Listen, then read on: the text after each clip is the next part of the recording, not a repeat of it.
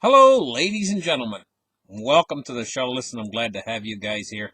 Today's the Wednesday, the 8th of April, 2020. And you know what? What is the state of cryptocurrencies right now? Should you be buying cryptocurrencies right now in in the financial condition that it's in? I'm going to talk about this for a little bit. You know, I've been saying for the longest time, and I've done comparisons to what cryptocurrency is going to do, comparisons to gold and silver. And I gave this analogy that I'm going to give right now.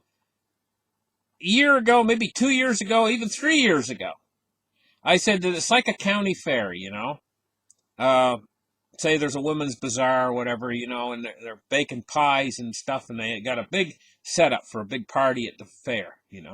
And they put out a whole bunch of pecan pies, fried chicken, you know, uh, maybe they have some biscuits, a number of other things there on the table, and they make this great big pot of corn. It's like 10,000 years of corn to go with the dinner. And everybody comes, like the big crowd's coming, a crowd, an army of people are going to come and they're going to be hungry. Well, the first things that are going to go are going to be the pecan pies, the fried chicken, the biscuits, and all that kind of stuff. And when the people first arrive, a big pile of corn, a big pot of corn's going to sit over there to one side. But when they go through, now remember, this is an analogy I gave a long time ago. When they go through and they clean all those pecan pies and they clean all those biscuits and they clean all that chicken, they're going to hit the corn. Because there's nothing else left.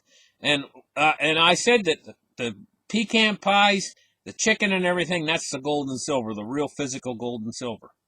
I gave that analogy. I said that, and then they're going to turn over to the corn. Well, the corn is the cryptocurrencies. In my analogy, the corn was the cryptocurrencies. Well, guess what, guys? We've seen it happen. It's happening right now. Right now, they're cleaning up all the gold and silver, and they're all scurrying away with it. They're all grabbing what they can grab, and they're leaving people that sell gold and silver, they're leaving empty inventories. So it's happening just like I said. But I also said that what's going to happen next is then later they're going to go after the corn. The corn being the cryptocurrencies. Because these are the only avenues out of the fiat currencies. And the Federal Reserve, has already admitted that they can print, and they will print, to infinity. And all of the other fiat currencies too. They're all on the road down. And not one of these fiat currencies, because they're all linked. Like here in Canada, we have a dollar too. It's called the dollar, just like in the United States. You go over to Britain, you got the Great British Pound. It's all a club. These guys are all in the same club. These guys at these central banks that create these fiat currencies for each of their countries. Each country has their respective central bank, and all these banks are all joined in together like a club. And not one of them can break the rules. So what this means is they all have to debase their currency. Because what happens is say Great Britain decided to go against the rules and be the one to make their currency stronger than all the other currencies. They can't do that. They all have to go down simultaneously. The dollar is the king. If anyone's going to make their currency stronger, it's the dollar, but they can't do it either. They're all going down simultaneously at the same time, and this is why the U.S. dollar index, basically, you don't see big changes between the currencies. They're all remaining relatively stable because they're all going down simultaneously. And when you consider it, there's only two roads out: either fiat, not fiat, but either gold, silver, or cryptocurrencies is the only way out, other than making investments in things like farmland, or there is these avenues out to make investments in real things. But the only other way out is if you want money, if you want something that's liquid or liquidity, is gold, silver, or cryptocurrencies. It's the only way out of these fiat currencies. Everything else is based in fiat currencies. So you got your stock market based in fiat. Even if you buy GLD or SLV, it's still based in fiat. So what happens when they can't get real physical gold and silver? They're going to turn over to the cryptocurrencies. And what we're talking about here is masses of money, because they're just printing this money. The ink hasn't even dried yet, and they're just this nonstop. They're not going to let the Fed has already put a peg in or set a point on the stock market where they don't want to let it fall below 18,000. And believe me, the stock market is going to roll over again before this emergencies that we're having right now with this virus is over. The stock market is going to roll over again, and it's going to test the lows. And so we're going to see even more stimulus by the Federal Reserve, even more programs to punch out even more money. And at the same time, we got an environment where the economy out there is not producing very much. In places, nothing. It's not producing anything. So all these real tangible things in the real world, like if you want to buy a garden set, the springtime is coming, you want to buy a garden set, a patio lawn and garden set, You might have a very poor selection this spring because no factories are producing them. So there's going to be demand for real things, tangible things. And what happens is when there's a lot of demand, price goes up. But add to that, the Fed pumping out all kinds of money, funny money on the other side of that, you're going to see prices explode on everything. And the quality of merchandise fall. So you're going to pay a lot more for more shoddy quality and be hard to get it. And you'll be happy to get it. It's going to get to the point very soon, and this is all happening very, very quickly. It's going to get to the point very soon as, say you want a generator.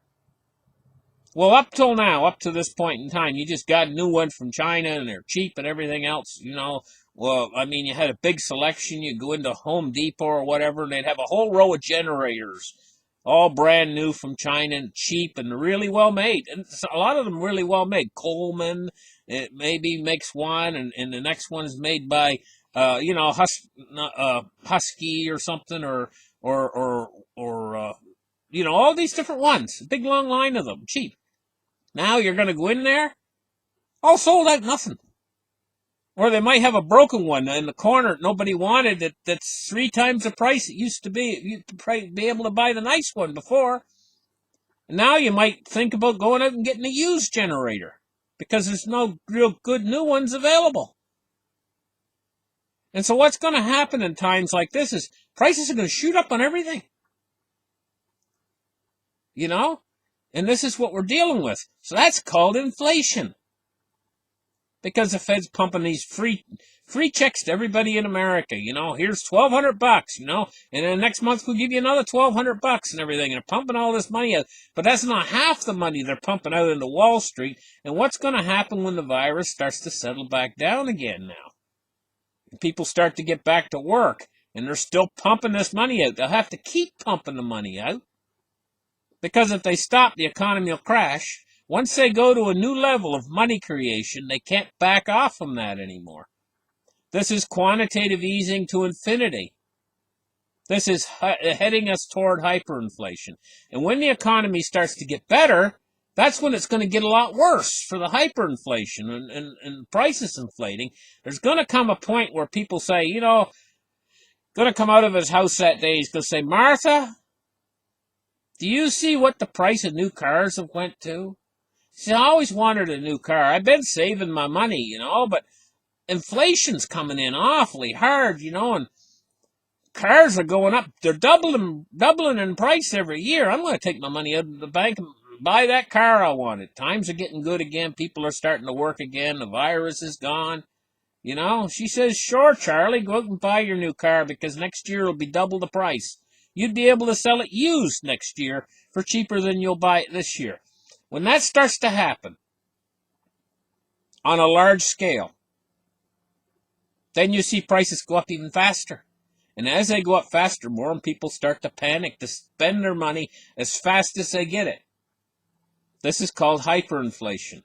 And in this kind of a situation, where do you lock your money in someplace that's not going to lose value? Well, the first thing people think of is gold and silver. Well, I'm going to run down to my coin store and buy myself some silver maples or some silver eagles. The guy runs down there and there's not available to buy. He's panicky. Well, what are we going to do, Martha? Where are we going to put our money? We can't buy any gold, silver, or anything anymore. Well, she says, there's this new thing called cryptocurrency. He says, well, how does that work? And maybe Martha's done some studying on the internet. Maybe she knows how it works and everything, explains it to her husband. Next thing you know, he's out there pulling his money out of the bank and buying cryptocurrency. Well, what happens? He puts that money into the cryptocurrency. What happened to the money? Well, it still exists. It goes right through the cryptocurrency. Say there's a guy out there that had the cryptocurrency and sold it to him. Now he needs a new set of tires for his car. He runs right out and spends the money because it's very liquid. It's easy to spend. You can easily spend US dollars anywhere. But what did the guy that buy the cryptocurrency going to do? He's going to save it. That's his savings now. So there's a net velocity of the cryptocurrency of 0. But that dollar, it's going to get changed hands many times in one day because the guy bought tires with it, he gave it to the next guy, and then he's going to buy something else with it, and that velocity starts to move faster and faster and faster on fiat currency. See, I remember this when I was a little kid. We used to save the white-looking coins. They were the silver coins. You know, you get a whole big handful of quarters, dimes, and nickels back in 1964 when I was a little kid. And you pick the white ones out. Save them. That was your savings. The other ones, you'd spend them as fast as you can. Right? Same thing's happening again. Except now it's gold, silver, and cryptocurrency. That's the savings. That's the good money. The good money goes in, and it don't move. Because you've just pulled it in, and you're saving it. You're not spending it. What happens to the bad money? The bad money gets spent, and it goes faster and faster and faster. It hyperinflates. Because it's garbage. Cash is trash. That's what's happening. And so, first, the leading edge of this is going to be the preference, what they prefer. They prefer real, tangible gold and silver. But next to that, when they can't get that anymore, they're going to go after the crypto. And the voluminous amounts of money that they're going to chase after these, I'll call them commodities, because they're more like commodities than they are, but they're liquid commodities. They're half like money. They're gold and silver and cryptocurrencies now at this point have become almost like a hybrid. Like they're half money and they're half a commodity. They're going to buy into this, and the whole world's going to flood into it, and it's going to be on an elevator to the moon. At the same time, you got your fiat currencies where are going to be on the elevator going down to hell. And once that becomes obvious, once the masses of people out there figure this out,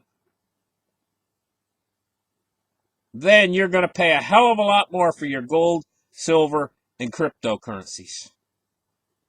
So, should you be buying cryptocurrencies? What's the state of cryptocurrencies? This is what's coming, guys, in the very near future. And I would say HODL, yes, it could go down a little bit lower because we're in a crisis right now. And people could try to sell their cryptocurrencies a little bit. It could go down a little bit lower, but then again, so can gold and silver. This is a weird period we're living in right now with this virus, you know. Listen, thank you guys for listening to this show. Like and subscribe, and we'll catch you guys in the very next episode. Bye-bye.